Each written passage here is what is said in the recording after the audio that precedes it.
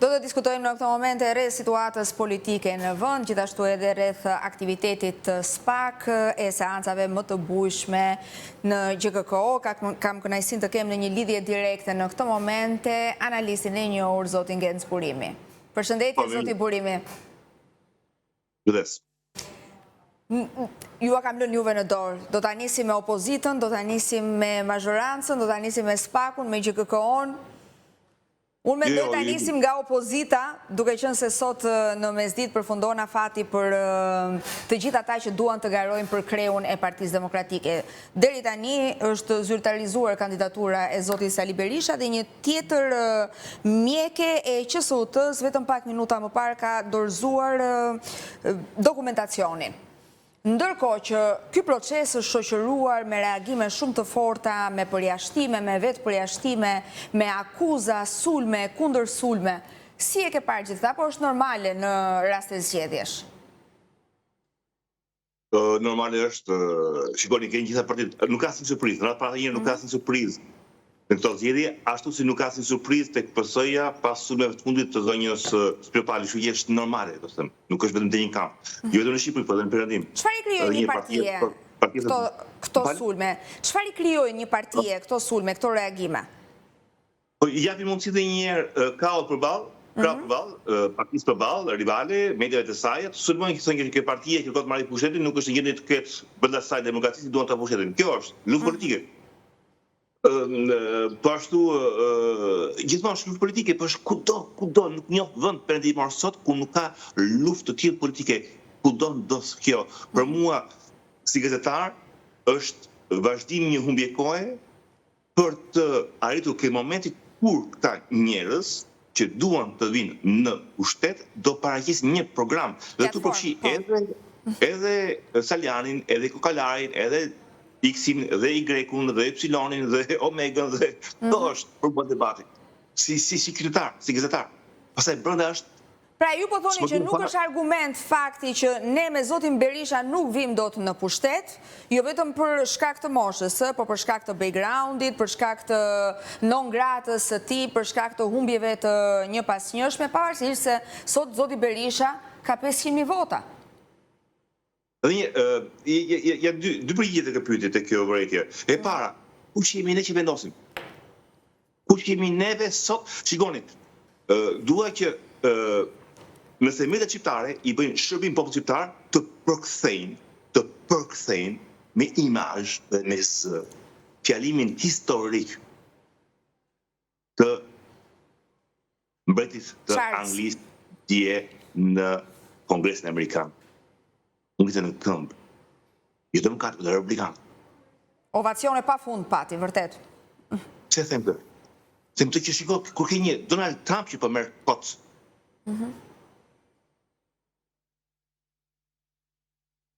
Kemi një shkëputje. Po, patëm një shkëputje, nuk të dëgjova. Po merr kot Donald Trump. Kush jemi neve që them tani që ke PD-ja është Berisha është i vjetër apo kështu apo është kështu është. Kur këta njerëz kapin pushtetin në rang partie, në rang shteti, po kështu janë, nuk jemi ne do që ndryshojmë. Mund të shih pastaj kur është në zgjedhje kombëtare me votë, por rang partie, kur flet sot tek republikanët për dominacionin e Donald Trump që s'ka qenë kur antar i Partisë Republikane. Kush e vë sot të dyshim që Donald Trump edhe një herë sot kush e vë një dyshim kështu është. Po ne kemi një tjetër mendësi. Po s'ka punësie, si krahasosh milingonat në Afrikë me milingonat në Ballkan. Një koloni milingona shu është, dhe një koloni ata që duan pushtetin kështu është. Është kudo njësoj, nuk ka dallim. Qenia njerëzore kështu është. Kështu është. Tani ose ka fuqi këta brenda partisë tyre ta rrezojnë, por nuk e besoj. Nuk kishin fuqi ta rrezonin vetëm nëse edhe një herë këta të tjerë më të rinj ngrihin dale më të forta për vendin. Po frym, po shumë se frym, duke kërkuar një përgjigje sfidave të vendit sot. Ne jemi një sfidë sot ekonomike, sociale, shkollore, sanitare, ndërkombëtare, ku Saliani edhe një herë ka atë statujën e një burri shteti. Mos thuaj. Ky po. Paske republikanë nuk kanë sot. Kështu që mos kërkojmë çështje të tilla. Pra, ne po themi që është shumë e vështirë të gjesh njerëz që dinë të bëjnë politikë, që dinë të krijojnë alternativë, që kanë staturën, atë që thatë ju, të një burri shteti. Por gjithsesi dhe duhet investuar, sepse kështu si do të shkojmë. Pra, gjendet disa elemente, investohet te këta element. Ishte e shkollaj, Afrika do kishte investuar. E kuptoj. Ishte ka shkollaj formula Coca-Colës, mbaj për shprehje. Patjetër, e kuptoj. Gjithsesi, ku e shihni ju më delikate çështjen dhe le të themi për kë ka më shumë rrezik Speropali për Ramën sot, apo Saljani, Evi Kokalari, Alesja Balliu për Berishën? Njëra tjetër. Fare? Fare, absolutisht.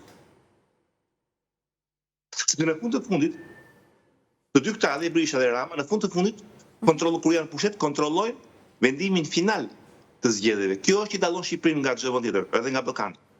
Mbase nga Vučići njësoj, po dhe Vučići fundit ata që thonin pun ka në Shqipëri protestat, në fundit në Serbi ato protestat quhen Vučićin për zgjedhjet e parakohshme. Para fundit të 2026-s. Po do të them që përveç Shqipërisë dhe Serbisë nuk janë të vend ku dhe një zgjedhjet kontestohen në të farmase ose zgjedhjet bastardohen të farmase kur ai që është në pushtet e përdor pushtetin sikur të jetë partia e tij. Po nuk ndryshoi kjo. Sepse edhe po të ketë si thuash në parti hile, a e mori partinë me hile, vjen në pushtet, në kohë që sa i meriton të zënë, por në pushtet, nëse udhëheq keq, do i humbosë zgjedhjet. Pra, si thuash, rotacioni është një levatriçe e madhe që pastron gjithçka, paktën e perëndim. Ju sa po that një gjë. Nëse këtu është që nëse udhëheq keq, ti u mbet zgjedhjet. Në rang shteti, në rang partie nuk është problemi fare. Në rang shteti. Në Shqipëri kjo nuk funksionon. Edhe kjo është problemi themelor, pra më shumë se të merremi sot, edhe një herë sot, me Saljanin e Berishën, është puna e tyre aty. Mund duhet sot dhe një herë kë ekip do të çë Shqipëria e zëm në kabinatin, nuk e kualifikuan, po botëror, kjo është. Pastaj brapa se zihen brapa atyre perdeve, kushtetar të shkoj, kjo më intereson. Edhe duhet të lidhemi me këtë gjë, nëse më lejon, po tas pak nga tema, po kjo është me Kosovën, dhe ta bëj lidhje me Shqipërinë. Kosova sot vuan pikërisht nga një ideal tepër demokratik, dhe të cilit po synon Shqipëria tani, dhe që prodhon të kundërtën. Kosova sot ka një parlament që nuk i lejon të krijojë të lloj shumice për përket paktën për presidentin. Dhe kjo buron nga sepse Kosova është nga të radhat vende në Evropë, dhe drejt saj do të shkojë edhe Shqipëria tani e Berishës, sepse po bie pre e shantazh të partive të vogla. Në Kosovë është sistemi zgjedhor i proporcionalit kombëtar. Që është një virus për demokracinë. Sigurisht që në pamje të parë, dhe këtë kërkon dhe Lapaj në Shqipëri, kshehaj, për të vogla. Për këtë ju kriju forumi i Jasimes, që ta bindin Berishën, që nëse do me vetë për të vogla, pranon këto kusht. Dhe Berisha e pranon këtë kusht, tani mbase brapa zotëriet dhe negociat me Ramën. Por duhet atë kjo që edhe kur ti mund ta rregullosh çështjen e vjedhjes të zgjedhjeve, imagjinoni një botë ideale Shqipëri, do ke një drejtësi që të bie edhe një herë dorës. Pra ajo task forca që u ngrit përpara zgjedhjeve të 11 majit do të funksiononte realisht. Po që task force edhe një herë sot edhe një herë. Po pra, për zgjedhjet po them. Gjithë mbledhje që bën Edi Rama mblodhi asamblen. Edhe kush e mblodhi asamblen? Edi Rama si kryetar partie, por Edi Rama si shef qeverie. Dhe një ke i vazhdo të kesh një përzierje midis partisë dhe shtetit. Shikoni si janë e diasporës. E organizoj qeveria apo organizoj partia? Se për të kështë organizoj qeveria, në të rast du të kishtë aty edhe zonjën Zhupa, që është kryetare Komisionit për diasporën në parlament. Po, e kanë ngritur këtë si çështje, e kanë denoncuar. Nuk e kanë ngritur, por nuk është ngritur, tuk e pendim, do ishte drejtësia, do ishte për një përdor shtetit për shtetit, për këtë mbete. Plus taj, dhe po të gjithet kjo, Dhe ky fenomeni proporcional kombëtar, pra kjo që po do të thotë Kosovën sot, nesër do të bëjë Shqipërinë. Cila është që kjo ta merr një parlament dhe ta fragmenterizon në copa të vogla. Unë imagjinoni në 100 vende për rrumbullakos vende parlament. Nëse ndryshon numri, që ka disa zëre, se mund të ndryshoj numri i ulse në parlament. Proporcionali kombëtar, që është proporcionali past, është Florida, është diamanti 24 karat. Do të thotë që në këtë lloj sistemi zgjedhor që s'ka vend në Evropë, parlamenti është fotografia eksakte e çdo vote që merr çdo parti. Shumë bukur. Do të thuash demokraci pasbare fare. Imagjino ke 10 parti që hynë në zgjedhje. Çdo bëj këtu tek ne. Dhe secila merr 10% ose 8 marrin 10%, 2 marrin 20%. Do kesh në parlament. Imagjino do kesh parlament 10 parti, njëra ka 10 vende, njëra 10 vende, njëra 20 vende. Pa asnjë parti nuk krijon një masë kritike. Në këtë rast do krijosh një koalicion me parti që nuk ndajnë vizionin tënd. Do të thonë, gjithë program që ti shpalosin në zgjedhje nuk e të po. Ose edhe bie pastaj peng e këtyre partive të vogla që nuk lufton dot as korrupsionin. Do të pas e mbylli syrin te që vota unë të rrezoj. Si e bëjnë sot në Izrael?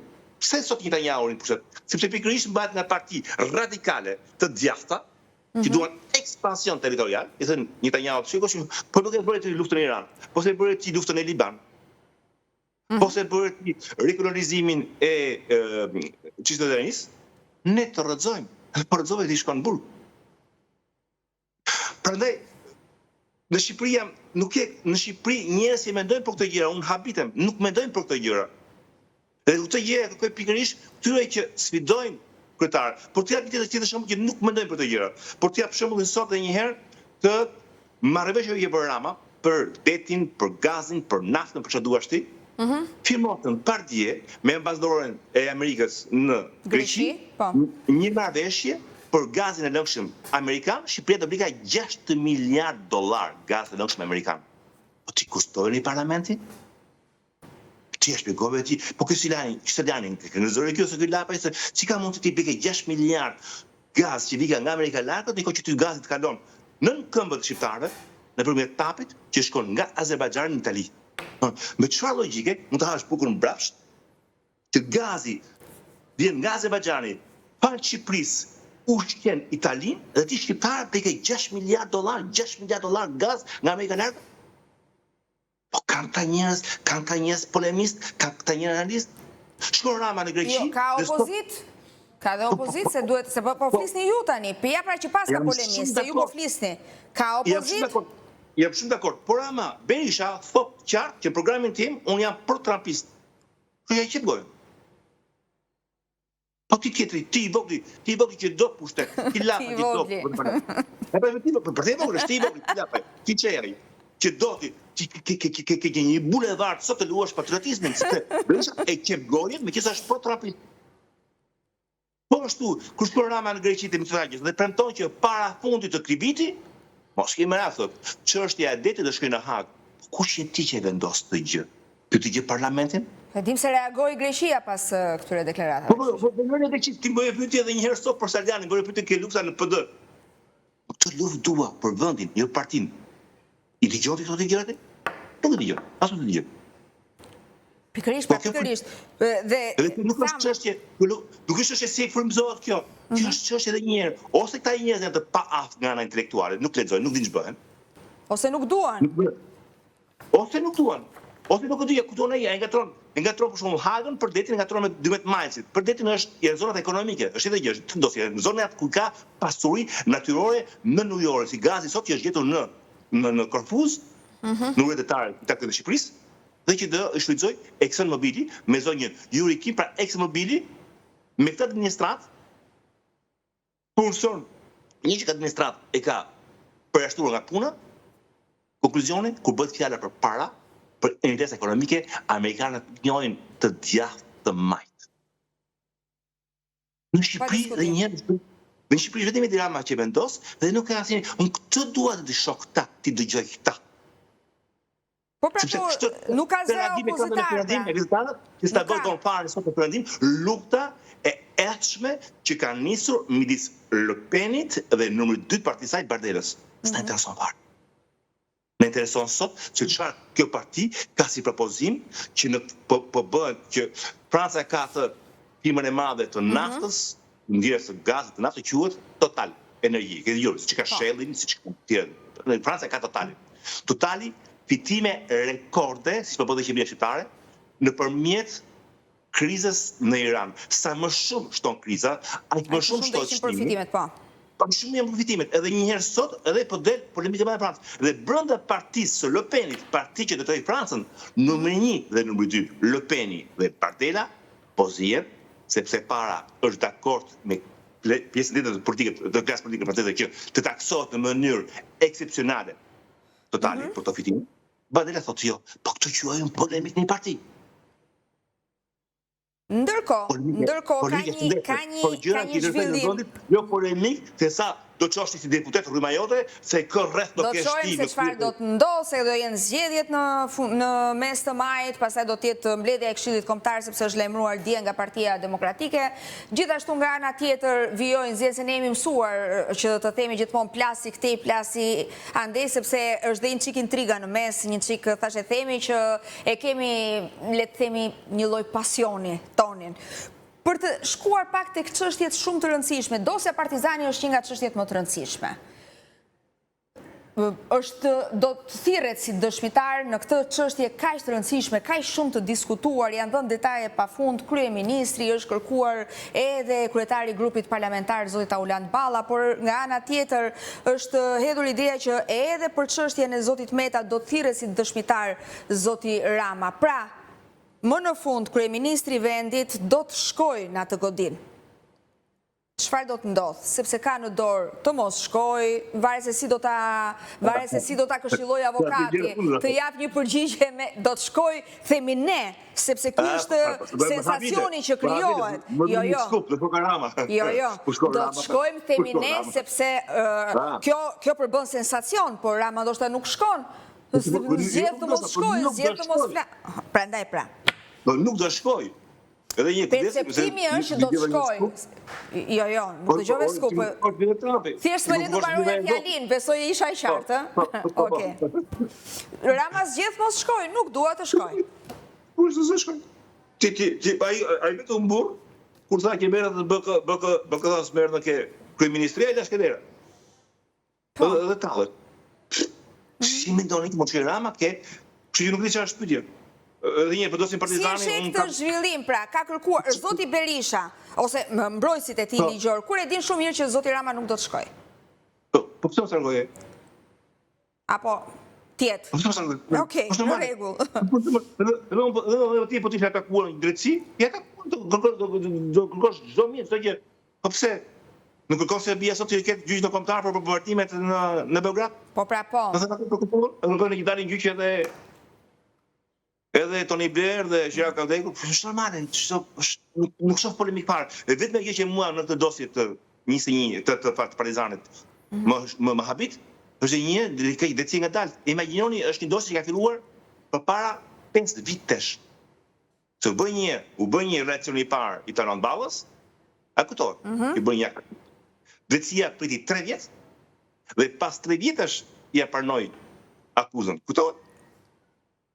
Plus pastaj u bërë gjithaj Kalvari, Berisha, një vit izolim në shtëpi. Kjo më habit, edhe një, do dalim në një përfundim ta, akoma sa shkon gjyq, 5 vjet dosje, 5 vjet. Imagjinoni pastaj drejtësi për shqiptarën e thjeshtë. Kjo mua pacia pastaj është jeta drejtësisë. Po dhe tu besoj se drejtësia do mësoj, sepse është akoma e re, por rreth para një herë do të mësoj të kemi një drejtësi sot të specializuar siç e ka Perëndimi. Franca ka një hetuesi speciale për krimin financiar, një hetuesi speciale për krimin e drogave, një hetuesi speciale për terrorizmin, një hetuesi speciale edhe për pedokriminalitetin, sepse nuk mund të kesh një gjykatës të jetë ekspert për gjithçka, apo jo? Se gjykatësi është puna e mjekut. Bën atë fakulteti i mjekësisë, ketë trungun e përgjithshëm, të nacioneve të mjekësisë, po pastaj mbrapa ke specializim. Po mund të ketë sot një gjykatës në shkollë të specializuar për aq pusha sa çmenduria njerëzore shkon në vepra penale apo jo. Pra duhet pastaj ku fillon gjykatë të krijojë vetligj, të krijojë gjykata speciale për pusha speciale që këta të specializohen të merren vetëm të gjë. Do të thotë që do merret me cilatorin, e zë, është një prokuror që merr vesh nga çështjet financiare, që ditë të një bilanc, se ku mëson të bilanc. Ata s'kan bërë kontabilitet. Po ashtu ka fjalën e krimit zgjedhor. Pra thirrja e këtyre dëshmitarëve, siç është zoti Rama, zoti Balla, bëhen thjesht për sensacion sepse deri këtu mbetet. Është në vullnetin e tyre të mos shkojnë dhe kaq. Është normale. Është normale. Okej. Po dhe terroristi më i madh, që sot është në Burg, që në Bataclan të Francës vran në të koncerte, kujtohet para. Po. Dhe një shpëtoi, dhe ai sot ai vazhdon mbrojt të pambrojtshëm në gjyq. Është normal, është drejta e mbrojt. Nuk pse vini të s'ka fare pikë debati fare. Fare s'ka debat. Jo, thjesht doja të dija opinionin tuaj, zoti. Është normale, edhe një për mua jam shumë liberal, është normale. Është normale. Ashtu si sot është normale në Kosovë që ata po abuzojnë duke mos shkuar në parlament. Do të shkojnë sërish në zgjedhje, sërish mund të përsëriten prapë zgjedhje një kosto i jashtëzakonshme. Po nuk ndryshuan ligjin. Shumica nuk e kanë për ta bërë referendum. Që të thotë që një deputet në Kosovë të jetë i detyruar të shkojë në seancë plenare, që të plotësohet quorumi. Sigurisht, do kesh kur, se nuk është vetëm sot, do kesh edhe pas 100 vitesh, do kesh prapë një parti, ku do qefi e çon vendin zgjedhje. Qartë. Nuk do të thotë edhe një, të ndrojmë strukturat e përgjithshme, pastaj gjërat e vogla janë të Shqipëria, problemi kryesor sot janë zgjedhjet. Po nuk pata një drejtësi sot specializuar. Kuptoj çfarë është krimi zgjedhor, që edhe një ai stami diasporos, që një krim zgjedhor, sepse përdorë shtetit për pushtetin. Ka mos shkojë nga Shqipëria. Zoti Burimi, unë ju falenderoj shumë, është gjithmonë një kënaqësi t'ju kem në emision, ju pres sërish. Faleminderit. Ditë të mbarë. Kalojmë në publicitet.